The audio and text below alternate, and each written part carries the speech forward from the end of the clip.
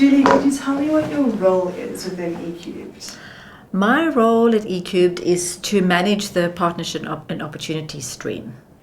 And how can stakeholders or partners engage in education?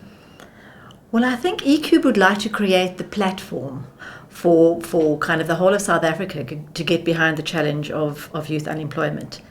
And we think we can create the space where people can engage, and then we want to build supportive ecosystems around schools where partners engage, because it's really impossible for schools to do this on their own.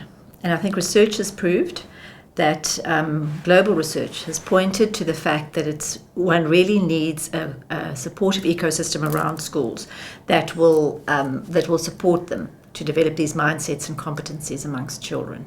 Perfect. And as the person responsible for responding to and finding partners who have resources that will support and enhance the learning in a classroom, what is your vision for harnessing the massive goodwill beyond school walls?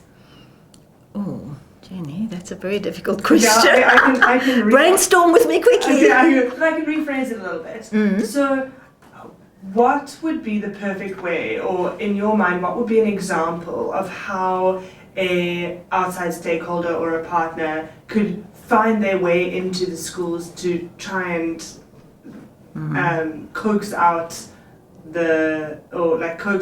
use their goodwill in a way that's helpful for the school, and work in with project-based learning?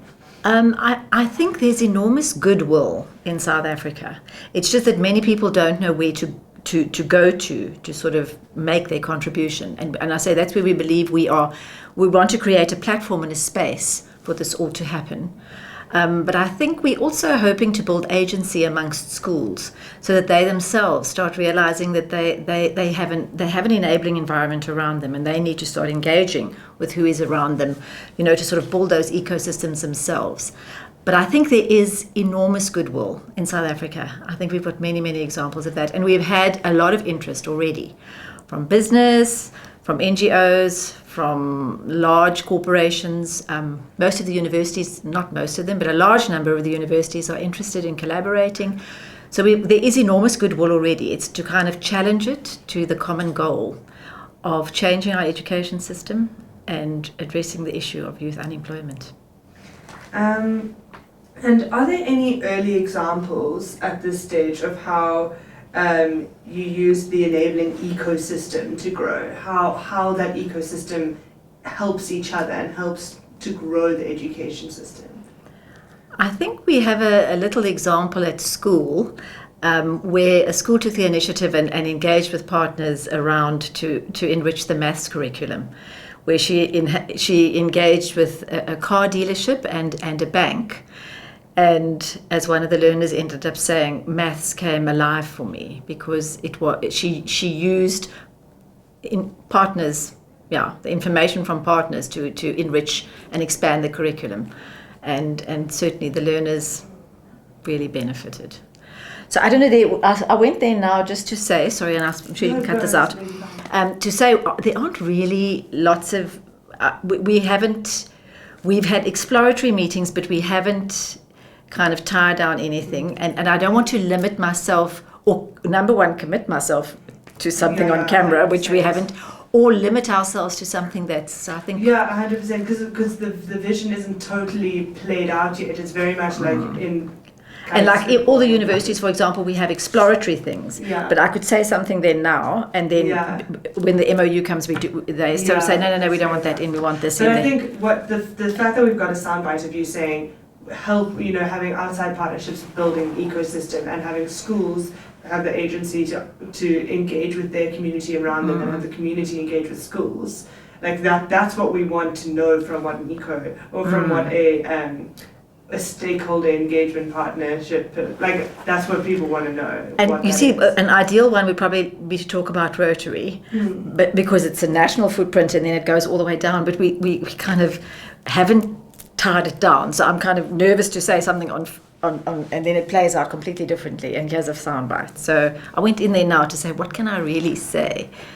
You kind of said, I've got Yeah. So this is a looking at the future question. But what message would you give potential future partners of eCubed that would help them align their goodwill and resources to what the eCubed initiative needs to thrive?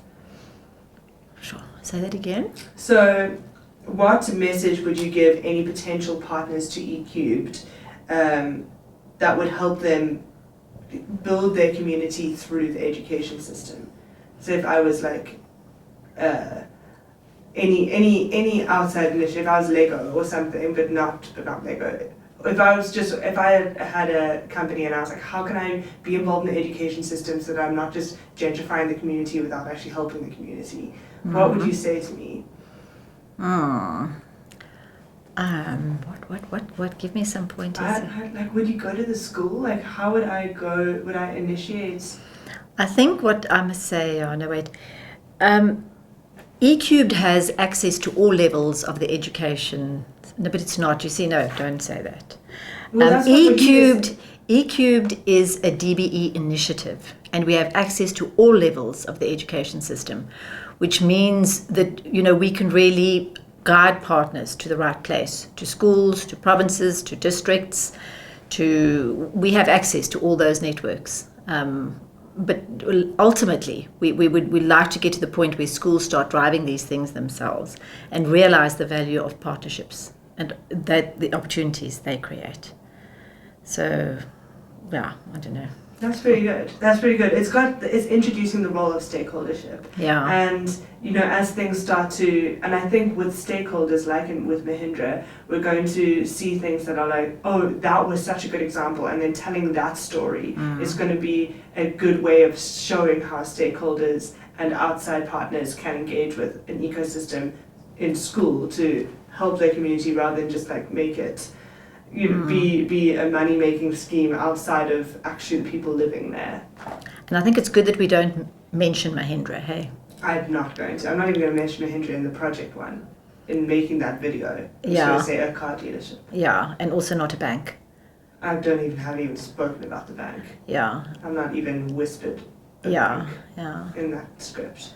But I don't know, Jenny, if there's anything else one should be saying about partnerships, I don't know. I think that what I would want is I'd want to know like why even involve partnerships in education. If I'm writing the script of this video or a video about this, I'd want to say why not to just say sorry, you just can't be involved in the education system.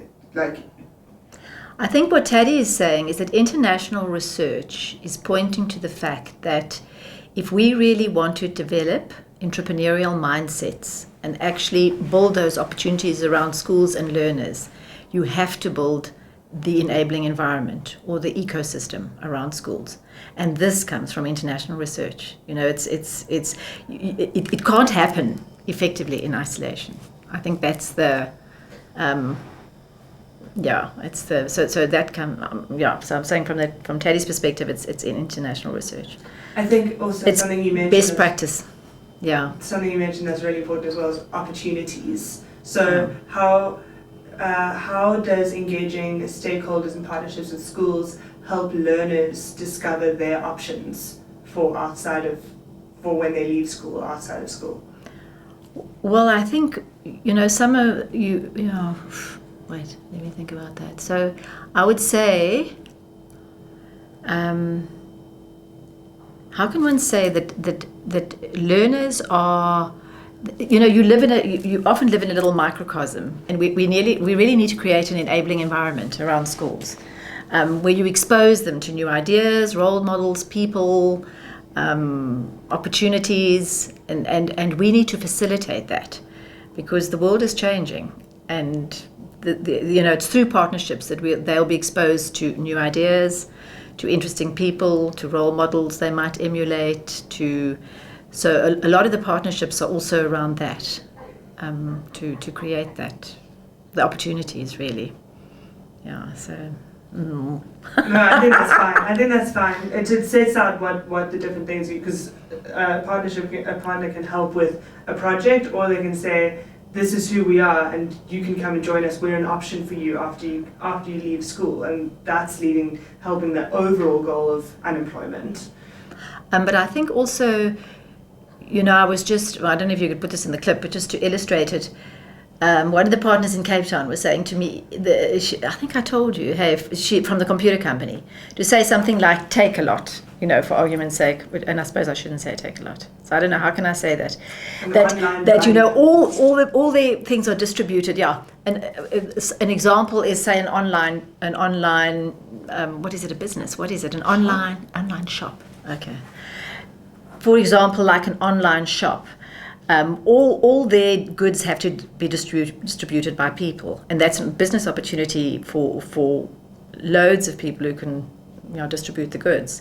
So it's for them. I'm not saying it nicely, but I don't know how one could say it, that there's a lot of opportunities that people don't know about out there, small business opportunities, and you want them, when children are young already, to become aware of the opportunities out there.